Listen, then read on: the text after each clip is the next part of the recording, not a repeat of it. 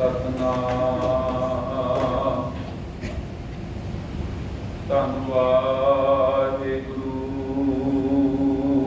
साहिब जीओ।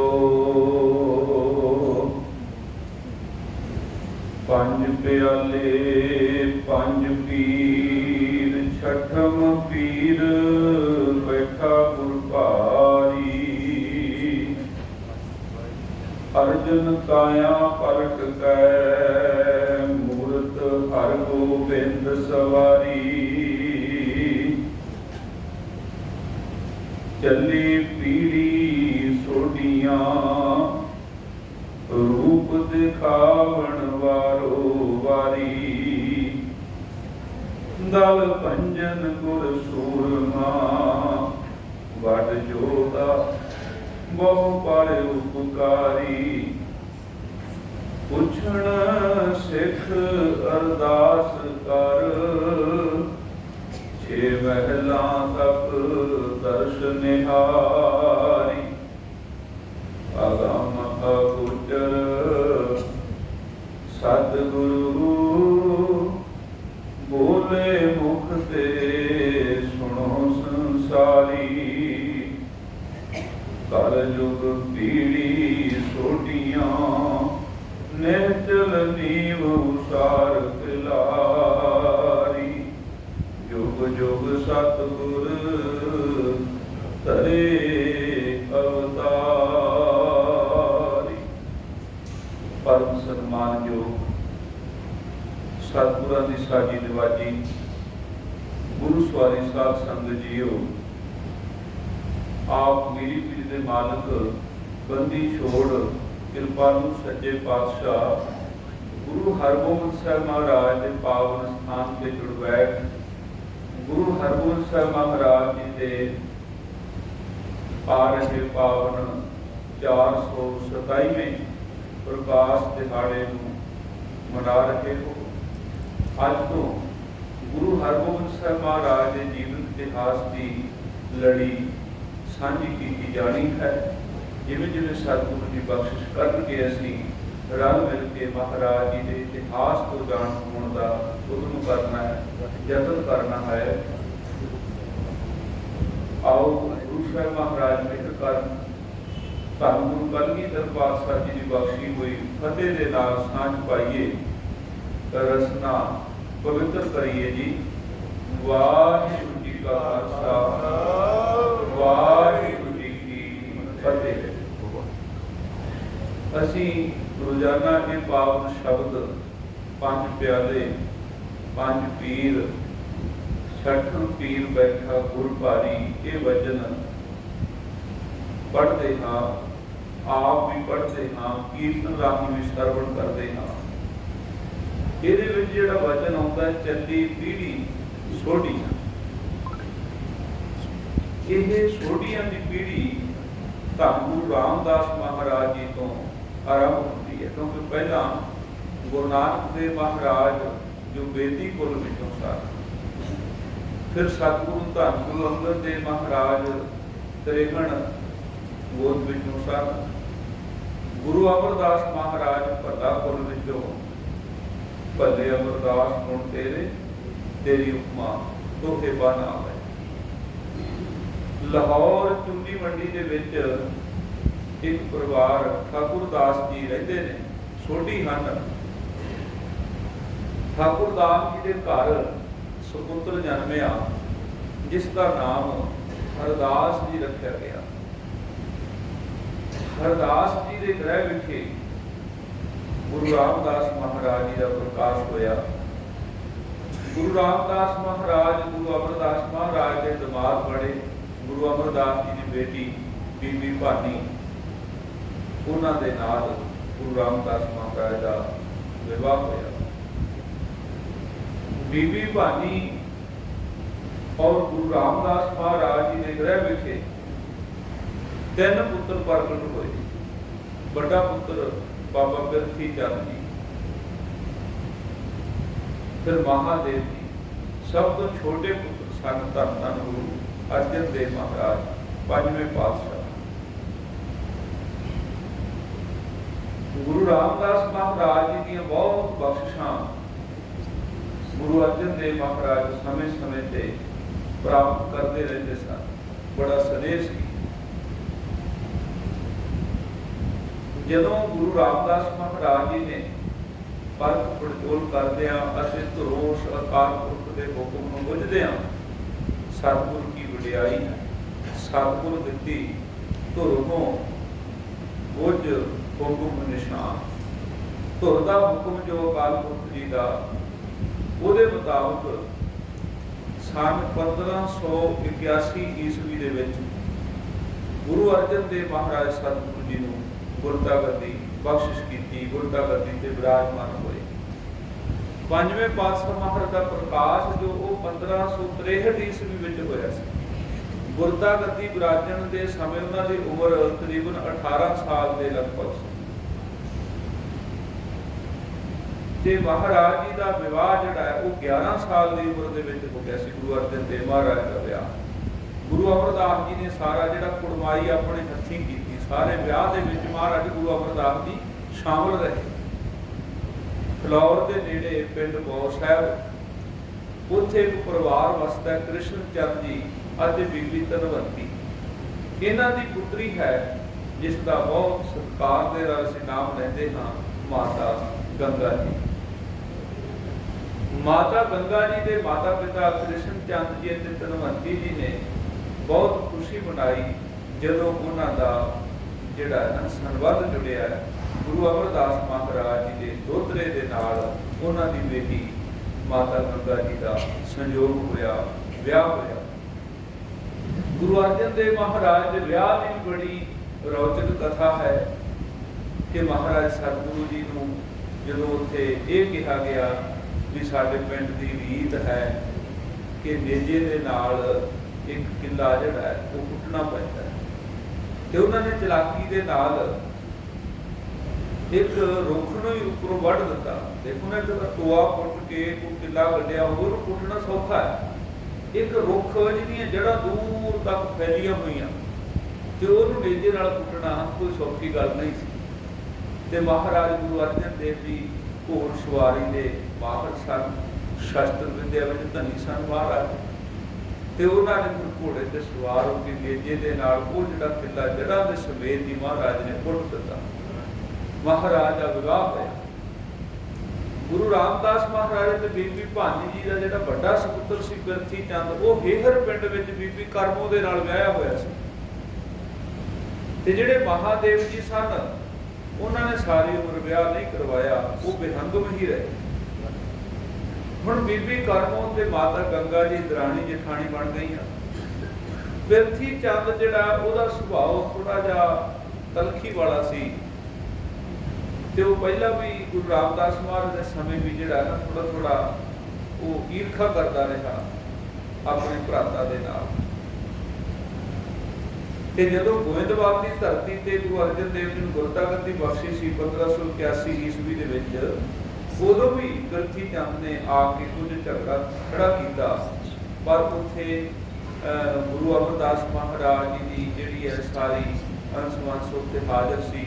बहुत सियाणे दाने पुरख सन गुरु अमरदास महाराज। उन्हां दे पुत्र मोहन जी ते मोहरी जी। मोहन जी के पुत्र सी संस राम जी बड़े भजनीक पुरुष सन संस राम ते जिहड़े बाबा मोहरी जी उन्हां दे 3 पुत्र सी। एक दा नाम दा सी बाबा आनंद जी बहुत बार पढ़दे आ ते दूजा पुत्र जिहड़ा सी अर्थमल ते तीजा पुत्र अरजन।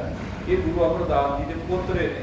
4 पोतरे संस राम जी आनंद जी अर्थमल जी ते अरजादी जी। सो ये सारे इत्थे सियाणे दाने पुरख शामिल सन। गोविंदवाल के सारे ने इस हालात को समझदे होया बिरथी चंद के सुभाव तो भी सारे जाणू सन ते उन्होंने महाराज गुरु अर्जन देव जी ने आप ही कहता कहने लगे भी जिहड़ी वो दात है महाराज जो बख्शिश करके उत्थे जोत अंदर टिका दित्ती। कोई गल नहीं है दस्तार जिहड़ी है बड़े भराता जी नूं बन्ह दे। महाराज ने आप कह लो भरा जी तुसीं सजा लो अपने पर रुस्से गिले छड्डो प्यार दे नाल तुसीं साडे नाल रहो सगों साडी पालना करो तुसीं साडे बड़े भराता। बिरथी चंद कुछ समय लई शांत होया पर जदों गुरता गद्दी ते विराजमान गुरु अर्जन देव जी होए बहुत वड्डी गिणती में संगतां आईयां, क्योंकि गुरु रामदास महाराज के अकाल चलाना भी हो गया, फिर उस वध विच भी इदां वड्डी गिणती में संगतां ने गुरु अर्जन देव जी नूं जदों मत्था टेकिया ते बिरथी चंद की ईर्खा वधदी सी। ते फिर कुछ समा तो इत्थे रहा, फिर इत्थों वो आप ही उठ के अमृतसर चला गया।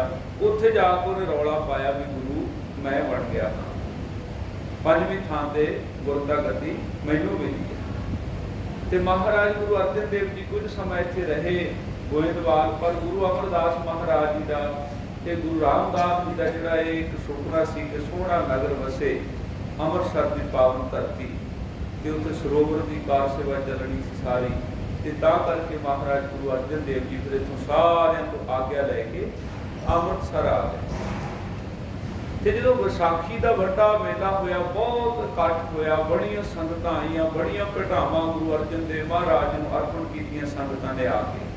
एक सिख बड़े प्यार दे नाल बहुत ज़्यादा कीमती वस्त्र तीन जिहड़े है वो सूट माता गंगा जी वास्ते बना के लाया, बहुत वधिया बड़े कीमती वस्त्र, ते होर भी बहुत सारे गहणे भी लैके आए, होर भी संगतां दे वल्लों दुशाले ते होर भेटावां लिआंदियां।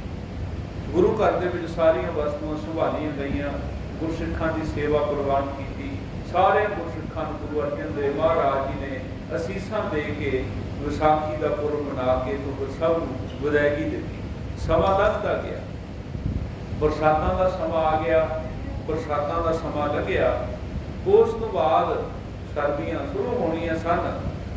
तां एक दिन माता गंगा जी ने अपनी दासी नूं आख्या भी जिहड़े ये सारे वस्त्र ने आपां इन्हां नूं धुप लवा लईए चंगी तरह, सारी साफ सफाई की, छत के उत्ते बड़े बड़े कीमती दुशाले वस्त्र सारियां चीज़ां जिहड़ा ना, ते वो नाल जिहड़ी है बीबी करमों की दासी, वो सहेली भी बनी हुई सी गुरु माता गंगा जी की दासी दी, ते कुछ सुभाव भी हुंदा भी भेद लैण दे मारे, ते वो भी नाल आके वो सारा समान जिहड़ा इन्हां छत के उत्ते चढ़ाया नाल ला के, वो जिहड़ी है करमों की दासी बिरथी चंद दे घर की जिहड़ी नौकरानी सी वो भी नाल लग गई माता गंगा जी की दासी दे नाल। ते फिर जो सारा वस्त्र इन्ना कटे दे नाल पुछे वो आ कित्थों आया, आ चीज़ किद्दां, आ सूट वस्त्र किड्डा सोहना, तो फिर सारा कुछ जहा के उहने, ते ओहदा सुभाव भी कुदरती ऐसा सी, ते उहने भी फिर जिद्दां कहंदे ने बलदी ते देर दिखाउणा, ते उहने भी जाके करमों नूं जाके कहा भी तेरे कोले जिहड़े सूट ने जां गहणे ने जो तुहाडे घर च समान है ते कुछ भी नहीं, ते अज मैं देख के आई हाँ माता गंगा जी के वस्त्र सूट उहदे एडे एडे सोहणे नाग नगीने जड़े होए, उहदे गहणे जेवरात इदां ਵਧਾ चढ़ा के भी गल्लां कहीआं। बाकी गुरु घर दे विच बहुत संगतां ने प्रेम सहित बड़ियां वधिया वधिया चीज़ां भी भेटां कीतियां होईआं सन। ते जदों वो बीबी करमों ने जदों ये सारियां गल्लां सुनियां, ते वो भी अपनी नौकरानी दे नाल ना अपनी छत ते चढ़ के माता गंगा जी दे वल्लों वो सारे जिहड़े धुप वास्ते रखे हुए वस्त्र वेखे खड़ के किन्नी देर वेंदी रही, ते ਉਹਦੇ ਕੋਲੋਂ ਵੇਖ के गुरु घर की वडियाई बर्दाश्त ना हुई, जरी ना गई, बहुत वो जिहड़ियां ना क्रोध हो गई। ये भी मनुख की एक गलती होंदी है भी मनुख कहते अपने दुखा करके इन्ना दुखी नहीं होंदा जिन्ना दूजे के सुख नूं वेख के दुखी हो जाता है। ईर्खा ते द्वेष पैदा हो जाती है मन दे विच, ये मनुखी प्रवृत्तियां ने। ते बीबी करमों बड़ी क्रोध विच अग दे वांग तपदी होई, ते सारा दिन उन्हें कुछ नहीं कीता, लंबी पई रही। बिरथी चंद जदों घरे आया उन्हें अपनी पत्नी नूं बड़ा उदास ते व्याकुल ते दुखी देखिया। वो पुछदा है भी तैनूं होया की है, किस कारण तू इन्नी दुखी है, तू गहना गट्टा गवाच गया जां किसी दिन लड़ पई है, कोई बोल बुलारा हो गया, कारण की है, कुछ दस दे सही ये हाल इदां दा क्यों बनाया तू। तां वो हुण भरी पीती बैठी सी सवेर दी, ते आखण लगी कहन लगी जे तू पिता की सेवा की होंदी गुरु रामदास जी की, उन्होंने का कहना मनिया होंदा तू गुरु होना सी। देख अज शरीकां दे घरे किन्नियां भेटावां आउंदियां, उन्हां दे घर दीयां चीज़ां वेख के मैनूं बहुत जिहड़ा ना रोना आ रहा, बड़ा मैनूं गुस्सा भी आ रहा, बेचैन होई पई है कि तू बड़ा पुत्र हो के भी खाली रह गया। अपने पिता का कहना नहीं मनिया।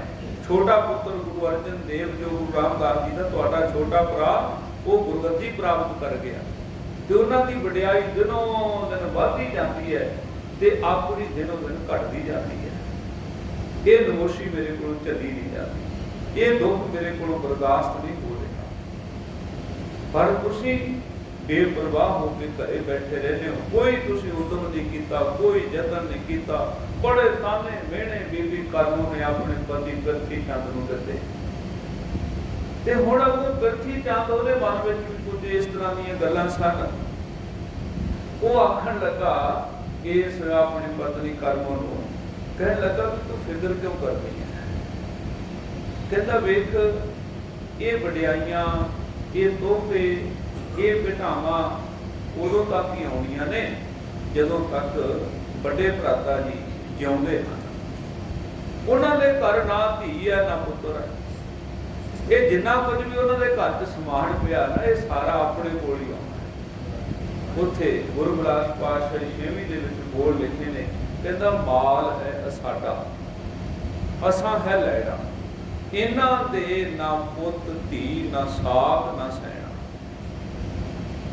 ते कहण लगा भी तू थोड़ा जिहा होर सबर कर, गुरियाई भी अपने कोल आवेगी, धन पदार्थ भी अपने कोल आवेगा, ये सारी शोभा वडियाई अब्बा नूं प्राप्त होनी है। ते इहदा कर्मों ने कुछ धीरज कीता, ठंडा होका लिया। एक दिन की होया, माता गंगा जी केशी स्नान करके छत दे उत्ते चढ़े, अपने केस हरे कर रहे हैं।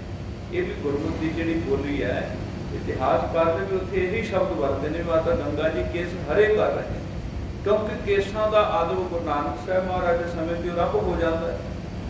ते आपां कई बार शब्द वरतदे हां भी जिहड़ी चीज़ असीं धोती होवे गिल्ली होवे उहनूं कहंदे ने सुकाउणा।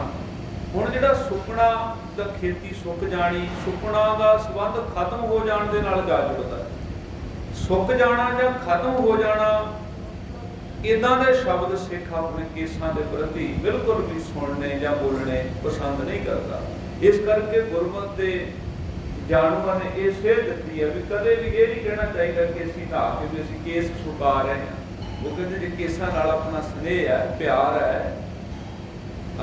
जो एक आपां दे तो बीबी जिहड़ी है तो चार ही आपां दे कहांगे उहने भी केसां दे प्रति बड़े माड़े शब्द जिहड़े आ वरते ने। इसे करके सारे पासे उहदा विरोध हो रहा है।